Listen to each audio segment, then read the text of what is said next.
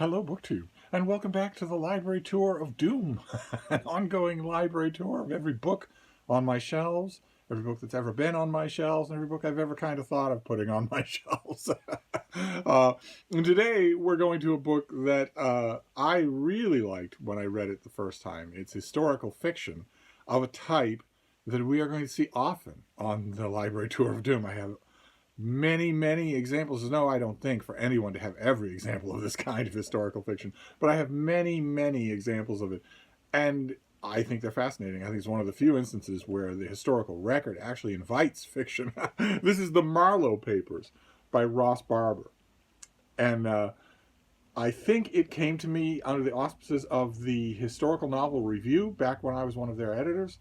But one way or another, I loved it. Absolutely loved it. Now, those of you who have read historical fiction about Christopher Marlowe will probably be able to guess some of the main outlines of this book. That isn't a knock against the book at all. Those of you who have watched this channel for any length of time know that I am not one of these readers who makes an absolute golden calf fetish out of originality. It was the Beats who started that. It was the latter half of the 20th century, and especially the latter half of the 20th century, that suddenly raised originality to the current fetishistic status that it has now, where if a thing is not completely different or trying to be completely different from any example of its kind that's gone before, it is de facto a failure regardless of anything else that it does well. I think you can easily see why such a thing would come about, why such a narrative would be pushed. Because if you make a golden calf fetish out of originality, you as a writer are absolved from knowing anything about anything. Because if you are then told, well, I have written a chin-stroking novel in which I have avoided using the letter E for the whole course of the 220 pages. Worship me. If you are told, well, okay, but what kind of a job did you do, narratively speaking? Did you actually carry a plot forward? Did you actually advance plot lines? Did you deepen characters? Did you provide a climax of some kind that will move your reader? Anyone in a position of fetishizing this golden calf of originality can immediately turn around and say, oh, that's been done to death. Absolutely done to death. It's just so boring. I am not like that. I think only cowards are like that. I don't mind at all that this bears a lot in common with other Marlowe novels, and it's also a tiny note in favor of this book that it originated some of those things. But some of those things you can see coming. One main thing is actually kind of sort of supported by the historical record that we have of Marlowe, which is that he was involved in Elizabethan espionage. That he had a connection with the underside, the unwritten side, the off-the-books side of the Elizabethan government at the highest levels. That he was a spy, in other words. That he was in the government's unwritten employ. We know that he wasn't a clerk in chambers, but he received a favor from the Elizabethan government that an ordinary schmo wouldn't have got. And we don't know the exact reason for that, and that is an open door to historical fiction. It seems like as good a supposition as anything that he was in the employ of Elizabeth I's spy masters, and the speculation runs from there, right? Those of you who've read, do I have it within reach? Charles Nichols' book, The Reckoning, will know how complex a subject is Marlowe's death in Deptford in a tavern. Usually it is described as an argument over the reckoning, over the bill, where he's stabbed to death by one of the men after probably a day of slowly steeping in drink. That it was, in other words, a tavern brawl. You will hear that all the time about Marlowe, that he died in a tavern brawl. And Nichols' book, The Reckoning, just takes that apart like an old clock found at a flea market, and reveals all kinds of things, which is that if you look at the people who were involved, especially the other men who were in that room, there's no chance that this was just a random thing. No chance at all. Nichols' book, The Reckoning, which I have never seen a successful rebutting of. I'm looking off camera here because I know I have it in this room. And God knows you can use all the props you can get on this channel. I don't have any visual ability whatsoever. But if it's here, it's not within reach. But when you finish that book, no matter what you might think of the specifics involved, you know perfectly well that what happened in that room in Deptford was not a brawl over a bill at all. Uh, One way or another, some of those things are de rigueur. You know, they are part and parcel of any Marlowe fiction. You're going to get them anywhere, whether it's the two famous examples that I always bring up on this channel are Anthony Burgess's novel Dead Man in Deptford and George Garrett's book Enter from the Sun, both of which are great. Another staple of Marlovian literature, very much present in this book, is that Marlowe didn't die in Deptford, that he didn't die there in that brawl, even though it was attested the people who were there knew him. There was an inquest because the murder took place within the verge. It took place close enough to the physical body of Queen Elizabeth I so that law dictated that there had to be an inquest. It was an official inquest. There was a body, naked, on a table, in the room.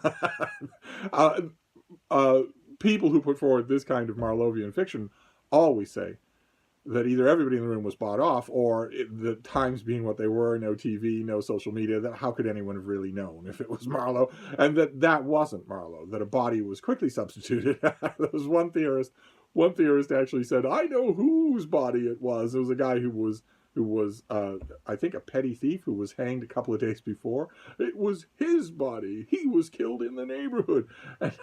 And the critics of that particular theory chimed in right away and said, hanging tends to leave a rather distinctive mark on one part of the body.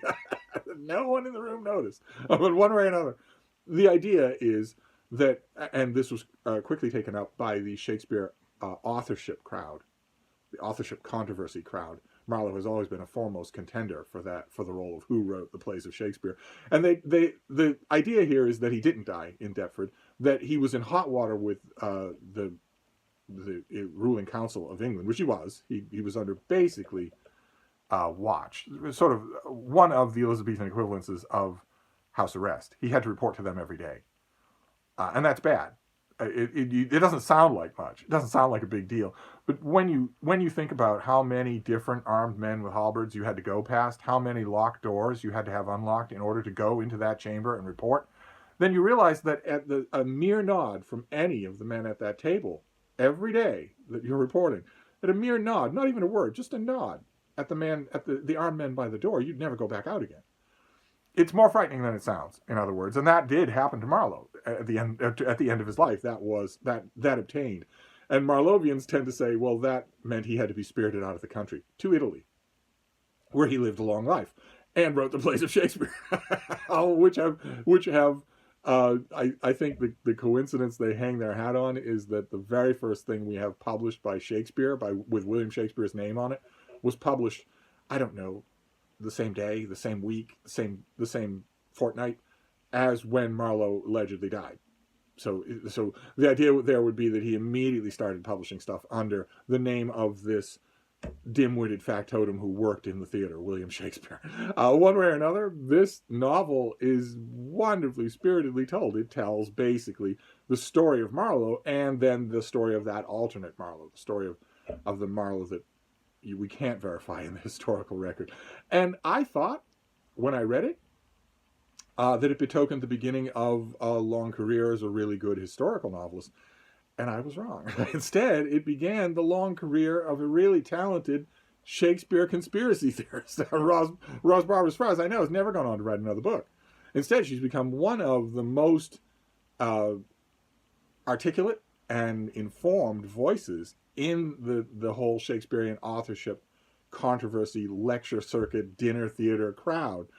No offense to Auburn Waugh, who's in that crowd as well, and is extremely well-spoken and very witty, but also, unfortunately, shares the genetic trait that in common with his father and his grandfather of being slightly nuts.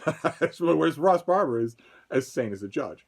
So when you listen to her give a presentation on how, whether it's Marlowe wrote the plays of Shakespeare, I mean, the fact that Marlowe died before any of those plays were written is really bad. That's as bad as Edward de Vere, the Earl of Oxford, has the same slight impediment, which is that he died before a lot of the plays got written. And that's a an obstacle for conspiracy theorists to get around. And it betrays one of the weak spots of their worldview.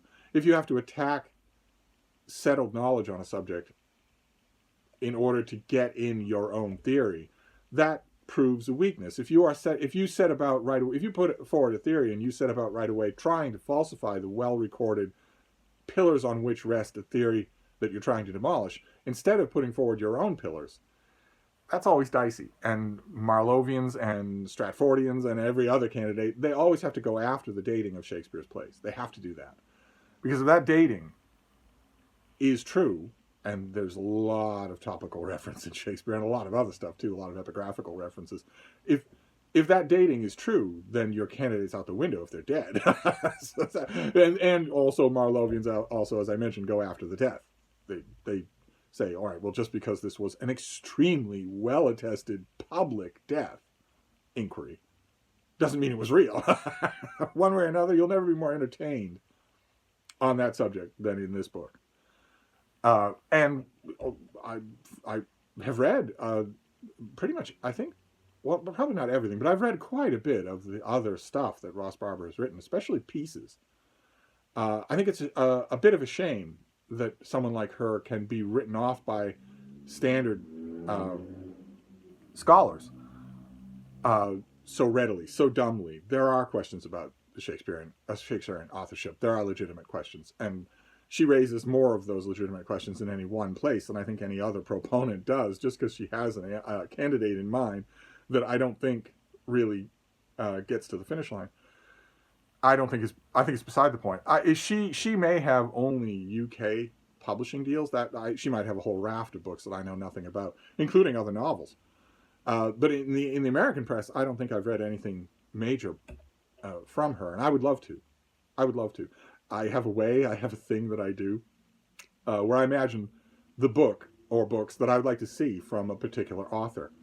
And from this author, I would love to see a smart, funny, she herself is very funny, a smart, funny, slightly aggrieved Shakespearean authorship book that is not only about her own theories, but also about the institutional disdain, about the world of the Shakespearean authorship controversy. The Shakespearean authorship proponents are so zealous that when they write their inevitable books, they tend to just go straight for the jugular. And the books may be interesting, but they're completely mirthless. They're not rounded. They're not human productions at all. And she could write the humdinger of a book like that, what I wouldn't give to have her ear so that I could suggest that idea. For all I know, she has other things in mind she wants to do. But one way or another, if you ever come across a copy of the Marlowe papers, I would recommend it. We're going to come across a number of other Marlowe novels in the course of the Library Tour of Doom. Quite a few of them. Quite a few. He also makes prominent appearances in quite a few Shakespeare novels, and we're going to be doing them all. Lord Ganesh's command is that we review them all. We go through everything. But that's your book for today, the Marlowe Papers. That's the Library Tour of Doom. We'll just continue this. I always say on Fridays that I don't know if I feel like doing the Library Tour of Doom during the weekend, and then I do anyway, because it's so much fun. But anyway, we may do one tomorrow, we may not. I'm unpredictable. I'm a feckless, sexy 28-year-old, and we are by nature unpredictable.